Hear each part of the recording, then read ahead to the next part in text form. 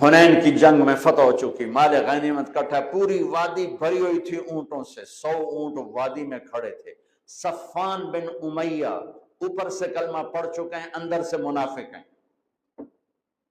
وہ اونٹوں کو نا یوں یوں دیکھ رہے، مجھے دیکھو، ایسے ایسے دیکھ رہے۔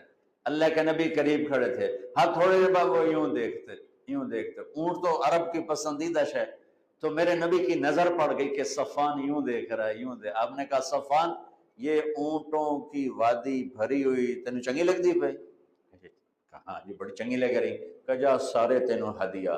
کہا اشہد انک رسول اللہ، اب گواہی دیتا ہوں آپ سچے رسول ہیں۔ اتنی بڑی سخاوت نبی کر سکتا اور کوئی نہیں کر سکتا۔ پھر اس نے مکے میں آ کے اعلان کیا، لوگو آمنوا بمحمد فإن یؤتی عطاء لا یخشى الفقر، ارے لے آؤ ایمان محمد مصطفیٰ صلی اللہ علیہ وسلم کی رسالت پر کہ ان کی سخاوت سے میں جان گیا ہوں کہ وہ سچے رسول ہیں، اللہ کو سخی سے پیار ہے۔ عبد الرحیم خانہ جا رہے تھے دلی سے آگرے، تو شام کو پڑاؤ ڈالا، یہ جہانگیر کے بھی وزیر تھے، اکبر کے بھی وزیر تھے، تو پڑاؤ ڈالا اور خیمے لگ گئے، نوکر چاکر دربار لگ گیا جنگل میں۔ تو ایک فقیر گزرا، اس نے دیکھا تو کہنے لگا منعم بکوہ دشت بیاباں غریب نیس، ہر گاہ کے خیمہ زد و بارگاہ صاف۔ یہ مالدار لوگ بھی عجیب ہیں، یہ سفر میں بھی اپنے گھر بنا لیتے ہیں، یہ کسی جگہ بھی پردیسی نہیں ہوتے ہیں، دربار لگا لیتے ہیں۔ خانہ نے فرمایا اس کو 1,00,000 روپے انعام دے دو۔ اگلے دن اگلے پڑاؤ میں خیمے لگائے، نوکر چاکر بیٹھے، وزیر اعظم جو تھے پھر وہ فقیر گزرا، اس نے پھر شعر پڑھا منعم بکوہ دشت بیاباں غریب نیس، انہوں نے کہا اس کو 1,00,000 روپے انعام دے دو۔ تیسرے دن پھر دربار لگا، پھر فقیر گزرا، پھر 1,00,000 دیا، چوتھے دن پھر 1,00,000 دیا، پانچویں دن پھر 1,00,000 دیا، ساتویں دن چھٹے دن پھر 1,00,000 دیا، ساتویں دن پھر 1,00,000 دیا، آٹھویں دن وہ آیا نہیں۔ اس آگے میری بھی پشتہ نو کافی نلے بادشاہ پتہ نہیں اگلا ہی نہ کھول ہوئے، تو وہ سخی۔ تو جب وہ شام بیت گئی اور وہ فقیر نہیں گزرا، تو دلی سے آگرے 27 رات میں جانا تھا انہوں نے، 27۔ تو شام کو فرمانے لگے بھائی بڑا ہی بخیل نکلا، ہم نے تو 27 لاکھ اس کے لیے الگ کر دیے تھے، 27 جگہ پڑاؤ تھا، کہ ہم نے تو 27 لاکھ اس کے لیے الگ کر دیے تھے، وہی بڑا بخیل نکلا۔ اللہ کو ایسے لوگ پسند، سخی پسند ہے چاہے کافر ہی کیوں نہ ہو۔ کسرا نوشیروان کا پوتا خسرو پرویز، اس کے دربار میں ایک مچھیرا مچھلی لایا، اس کو بڑی پسند ہے، انہوں نے کہا اس کو 4,000 دینار دے دیا۔ 4,000 دینار تو کئی کروڑ روپیہ بنتا ہے۔ تو اس کی بیوی شیری نے اس کے کان میں کہا یہ کیا کیا ہے، صرف مچھلی پر اتنے پیسے دے دیے، یہ تو خزانے پر بوجھ ہے، واپس لو۔ کہا میں بادشاہ کیسے واپس لوں؟ وہ کہنے لگے اس کو بلاؤ، اس سے پوچھو یہ مچھلی نر ہے یا مادہ؟ اگر وہ کہا یہ نر ہے تو ہم کہنا ہمیں مادہ چاہیے تھی، مچھلی واپس لو، پیسے دو۔ اگر کہ یہ مادہ ہے تو تم کہنا ہمیں نر چاہیے تھا، مچھلی واپس لو، ہمارے پیسے دو۔ ہاں یہ میں کر سکتا ہوں۔ انہوں کو بلایا، انہوں نے کہا ہاں بھائی یہ مچھلی نر ہے یا مادہ؟ وہ بھی کوئی بڑا سیاںا ہے، اسے کہا حضور یہ ہیجڑا ہے۔ اسے کہا 4,000 اور دے دو، 4,000 اور دے دو۔ 8,000 دینار دا 3 پشتاں دی رقم آئی۔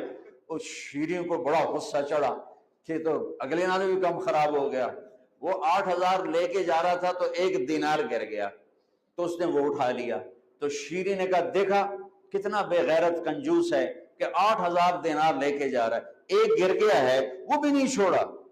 ایسے بخیل کی کبھی قدر نہیں کرنی چاہیے، سارے پیسے واپس لے لو۔ اور وہ اپنی شیریں سے بڑا دبتا تھا، انہوں نے کہا پھر بولا آیا بھائی، ارے تجھے اتنی دولت دے دی، 1 دینار گر گیا تھا کیوں اٹھایا؟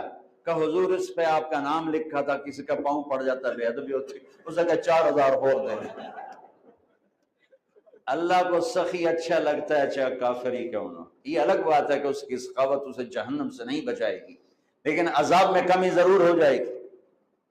تو میرے رب نے سخاوت کو پسند کیا، بخل سے نفرت کی۔ میرے نبی آپ نے فرمایا اللہ الاجود الاجود وانا اجود ولد آدم، سب سے بڑا سخی اللہ ہے اور اللہ کے بعد سب سے بڑا سخی تمہارا حبیب ہے۔ آپ کرتا پہن کے باہر نکلے، ایک صاحب نے کہا یا رسول اللہ یہ کرتا مجھے دے دیں، مجھے بڑا اچھا لگ رہا ہے۔ آپ نے کرتا اتار کے دے دیا اور خود کرتے کے بغیر تھے، چادر باندھی ہوئی کرتے کے بغیر، نماز کا وقت آ گیا اور نماز لیٹ ہو رہی ہے۔ بلال یا رسول اللہ نماز کا، میرے پاس تو کرتا کوئی نہیں۔ اللہ اکبر۔ تو صحابہ نے اس کو ڈانٹا، تجھے شرم نہیں آئی؟ اللہ کے نبی کے پاس ایک ہی کرتا تھا اور تو نے وہ بھی لے لیا کہ اللہ کی قسم میں نے کسی لالچ کی وجہ سے نہیں مانگا، میں نے اس لیے مانگا کہ میرے نبی کے بدن پہ لگا ہے، میں جب مروں گا اسے اپنا کفن بناؤں، اس لیے مانگا۔ پھر آپ نے پڑوسی انصاری عورت سے چادر منگوائی، چادر اوپر اوڑھ کر، اور آپ نے جا کر نماز پڑھائی۔ یہ میرے نبی کی سخاوت۔ تو بھائیو، اللہ کو سخی پسند ہے، تو اللہ کے نام پہ افطاریاں کراؤ، اور کم از کم یہ ہے کہ روزے کی زکوٰۃ دو، جس کو صدقہ فطر کہا جاتا ہے، اور گندم کے حساب سے مت دو، یا کشمش کے حساب سے دو، یا کھجور کے حساب سے دو۔ اور تیسری چیز اس میں اعتکاف ہے۔ میرے نبی سے میں نے آپ سے عرض کیا کہ پورا مہینہ بیٹھے، 20 دن بیٹھے، 10 دن بیٹھے، 10 دن مستقل ساری زندگی کا آپ کا جتنے 9 رمضان آپ کے مقدر میں تھے آپ نے ان کو استعمال فرمایا، کہ اعتکاف والا اللہ کا اتنا محبوب ہو جاتا ہے کہ ہم جو اعتکاف کے بغیر ہوں گے، ہم اگر نفل پڑھیں گے تو بندگی عبادت لکھی جائے گی، نہیں پڑھیں گے نہیں لکھا جائے گا۔